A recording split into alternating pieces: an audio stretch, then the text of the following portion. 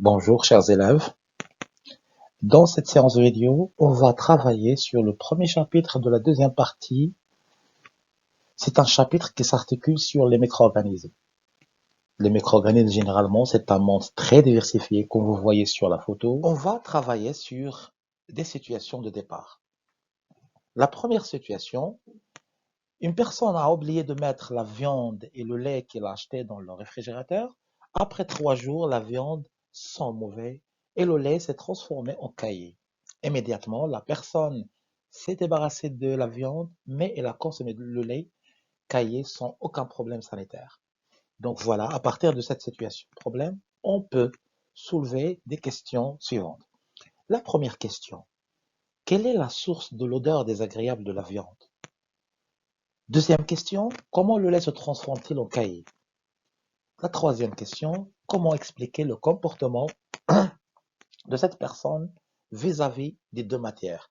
Je parle ici de la viande et je parle aussi du lait, parce que, comme vous avez remarqué, dans cette situation, la personne a se débarrassé, a retiré la viande, mais elle a laissé le lait, malgré qu'il est caillé, donc il l'a consommé sans aucun problème sanitaire. Deuxième situation.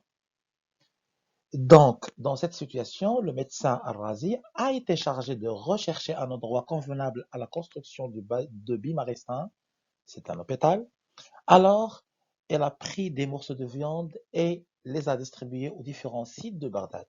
Après un temps, elle a choisi le site adéquat pour son édification à l'endroit où la viande a été moins pourrie. Donc, le choix de l'endroit, il est lié à l'état de la viande. Dans l'état ou bien dans l'endroit où la viande était moins pourrie, donc c'est le site choisi par Al-Razi.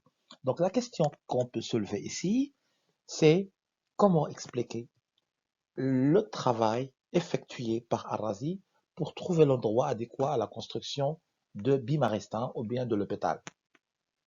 Généralement, pour répondre à ces questions, il faut bien acquérir, il faut avoir des connaissances sur le monde microbien ou bien sur le monde de micro-organismes. C'est pour cela, on va entamer ce chapitre en traitant deux points importants. Le premier point, on va avoir euh, des notions, ou bien la notion, les types, les caractéristiques et le mode de multiplication de ces êtres vivants appelés micro-organismes. Dans un deuxième point important aussi, on va soulever les propriétés des micro-organismes pathogènes. Ici, vous voyez, le mot pathogène est très important. On va seulement s'intéresser aux micro-organismes pathogènes. Pathogènes, ça veut dire ils sont capables de provoquer des maladies, ils sont capables de véhiculer la maladie. Donc, généralement, dans ce monde, on a deux grands groupes. Un groupe qui est pathogène, il provoque des maladies, il transmet des maladies vers l'homme. Et l'autre groupe qui sont dites non pathogènes ou bien inoffensives, ça veut dire qu'ils sont utiles, ils ne transmettent pas des maladies, mais on peut l'utiliser dans différents domaines comme l'agronomie, l'industrie agroalimentaire, comme l'industrie pharmaceutique et dans différents autres domaines. Voilà, commençons maintenant par le premier point, les micro-organismes, la notion, les types et les caractéristiques et modes de multiplication. Pour savoir les différents points de cette partie, on va adopter le schéma suivant. Donc, on va premièrement soulever une définition adéquate au mot micro-organisme. Dans un deuxième temps, on va travailler sur la typologie ou bien les différents types de micro-organismes. En commençant par le premier type appelé le protozoaire, le deuxième type appelé les champignons microscopiques et un troisième type concerne les bactéries et le dernier, ce sont les virus. Donc, on va traiter ces quatre types, ces quatre grandes classes des micro-organismes. Maintenant, on va commencer par soulever une définition adéquate aux micro-organismes. Mais avant ça, on va travailler un tout petit peu sur la théorie dite la théorie de la génération spontanée. L'essentiel de cette théorie, c'est une théorie qui suppose que l'apparition des êtres vivants est sans ascendant. Ça veut dire qu'il est à partir d'une matière inanimée, à partir d'une matière inerte, à partir d'une matière minérale. Mais à partir de beaucoup de travaux, surtout des travaux de Pasteur, des travaux de Redi, des travaux de Spallanzani, ils ont prouvé que vraiment cette théorie est rejetée et donc ils montrent que on ne peut pas avoir un individu sans commençant d'une cellule d'un être vivant ou bien d'une matière vivante déjà existée. C'est pour cela, Pasteur, parmi ses travaux avec ses élèves, il a réussi à faire développer beaucoup de micro-organismes sur différents milieux, quasi exclusivement minéraux. Il soutenait que, c'est M. Pasteur avec son équipe, que les germes en suspension dans l'air, qui existent dans l'air, sous forme de suspension, étaient à l'origine des micro-organismes nouvellement apparus dans les milieux en putréfaction, s'appuyant lui sur les travaux de Spallanzani. N'oublie pas que les travaux de Spallanzani, comme déjà vu en deuxième année collège, elle a travaillé sur la reproduction sexuée chez les animaux ou surtout chez les grenouilles. Donc, en essayant de prouver son hypothèse que le mâle n'a aucun rôle dans la reproduction sexuée. Mais à partir de ces travaux, il est arrivé à un point important et il a démontré que on ne peut pas avoir un être vivant, un nouvel individu, sans qu'il y a déjà une cellule avant. Donc, c'est une théorie. Ce sont deux théories opposées. La première, c'est dite génération spontanée. Il, il dit que l'origine des êtres vivants, c'est la matière inerte, c'est la matière minérale. Mais la deuxième, c'est une théorie de la biogénèse qui disent que l'origine des êtres vivants, il faut qu'il soit à partir déjà des êtres vivants qui ont déjà existé, à partir d'une matière vivante déjà existée. C'est la théorie cellulaire généralement. Donc voilà, micro-organisme, c'est un mot qu'on peut le diviser en deux. Mot micro et organisme. Micro, ça veut dire il est microscopique, taille trop petite, on ne peut pas les voir à l'œil nu. Organisme, c'est un être vivant généralement. Et donc, c'est un monde qui englobe toutes les créatures, tous les êtres vivants de taille très petite. On ne peut pas les voir sans microscope. Il y a aussi un mot similaire, ou bien un mot synonyme, c'est microbe. Aussi, micro, ça veut dire minuscule, de plus petite taille, de taille plus petite. Ob, ça veut dire c'est la vie généralement. Donc, un micro-organisme, généralement, c'est tout organisme microscopique, invisible à l'œil nu.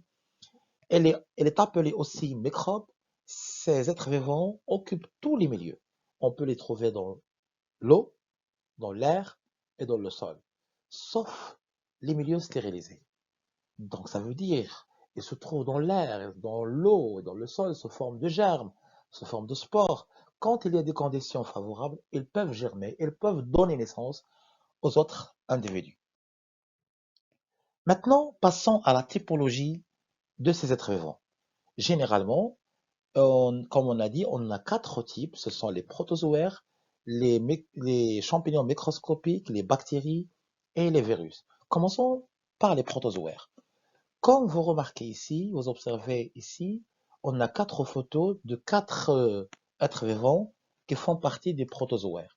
Généralement, voilà, la première photo, c'est une photo de paramécie. Ici, c'est une photo des amibes, une amibe. Ici, c'est un trypanosome. Ici, c'est une glène.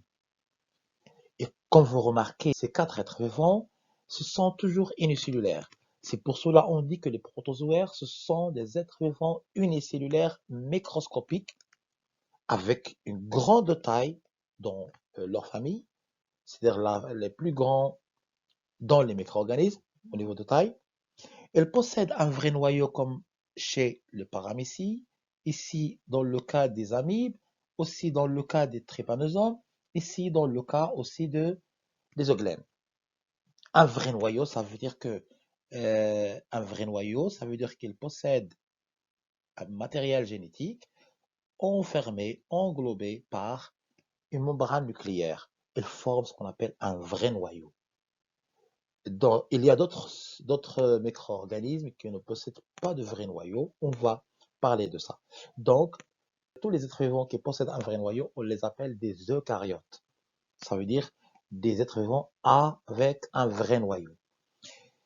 Le travail demandé ici, c'est de schématiser, de faire un schéma pour chacun de ces êtres vivants. Commençons par la paramécie. Ici, voilà le petit schéma. Donc, c'est une sorte de cellule avec une membrane cytoplasmique possédant un noyau. Dans ce noyau, il y a ce qu'on appelle de matériel génétique de la paramécie. Ici, c'est du cytoplasme généralement. Ce paramécie, il possède des cils sur la membrane. Ce sont des cils, dites des cils vibratiles. Voilà, ici, un cil vibratile. Cils. Leur rôle est d'assurer le déplacement de la paramécie. Deuxième type, ce sont les amibes. Les amibes, généralement, ce sont des unicellulaires qui possèdent aussi un vrai noyau. On peut le schématiser comme ça. Ce sont des grandes cellules avec des expansions cytoplasmiques appelées des pseudopodes. Pseudo, ça veut dire ce ne sont pas vrais. Podes, ce sont les pieds. Le déplacement des amibes se fait grâce à l'expansion cytoplasmique des pseudopodes. C'est pour cela on peut dire que le déplacement, le mouvement est assuré par les expansions cytoplasmiques. Elle possède aussi un vrai noyau, ça veut dire le noyau qui entoure le matériel génétique. Le troisième cas, ce sont des trépanosomes. Ce sont des formes allongées, unicellulaires aussi, qui possèdent un vrai noyau avec matériel génétique. Elle possède à son tour des structures qui permettent le déplacement. Dans ce cas, on parle de flagelles. Donc, ces trois premiers exemples, ce sont tous des animaux. Donc, le premier, les paramécies, se déplacent à l'aide des cils vibratiles. Le deuxième type des amibes, ils se déplacent grâce aux expansions cytoplasmiques appelées pseudopodes. Le troisième type, c'est celle de trépanosomes qui se déplacent à l'aide de flagelles. En ce qui concerne le quatrième exemple, c'est un type végétal appelé euglène. Généralement, c'est unicellulaire avec aussi un vrai noyau. Ça veut dire le cytoplasme. Dans le cytoplasme, il y a un noyau qui englobe le matériel génétique, mais aussi il possède des flagelles. Allons maintenant au deuxième type, c'est le type des champignons microscopiques. Les champignons microscopiques, on peut les subdiviser en deux. Commençons par le premier type, c'est le cas des levures. Les levures, c'est comme les levures utilisées dans les pâtes, généralement, la production du pain. Voilà, ce sont des êtres vivants sphériques qui possèdent aussi des noyaux. Ils se multiplient par bourgeonnement, comme vous remarquez ici, des bourgeons qui se trouvent sur chaque cellule mère. Le deuxième type, ce sont les moisissures. Les photos suivantes montrent les observations microscopiques de ces êtres vivants. Généralement, les moisissures, comme on l'a dit déjà, elles se développent sur les fruits, sur le pain, sur différentes surfaces possibles, dans des conditions favorables, la température, l'humidité.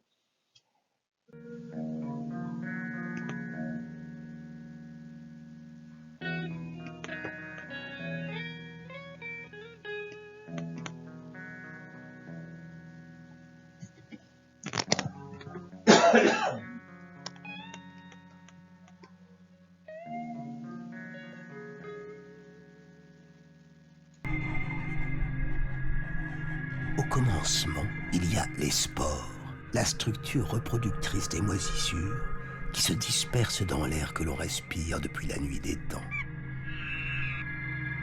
Les végétaux et leurs fruits sont des aliments naturels pour ces moisissures. Le fruit est protégé par une peau rendue très imperméable par de la cire ou de la lignine, un composant du bois. Mais si l'une des spores atterrit sur un fruit blessé par des piqûres d'insectes ou par un coup de bec, c'est le champignon qui se développe et le fruit moisit. Le corps du champignon est composé d'un réseau de filaments dont le nom scientifique est hyphe mycélien, qui pousse toujours en colonies rondes horizontalement à la surface du fruit. La partie la plus ancienne d'une colonie mycélienne se trouve toujours au centre et les parties les plus jeunes, de couleur blanche ou transparente, en périphérie. À l'endroit où s'est faite la première implantation de spores, au point d'inoculation, la spore germe et développe son réseau mycélien. Pour se nourrir, le champignon peut recouvrir totalement le fruit. Et à épuisement de sa nourriture, il commence à produire des spores pour se disséminer et ainsi partir à la recherche d'un autre fruit, d'une autre planète sur laquelle implanter sa colonie.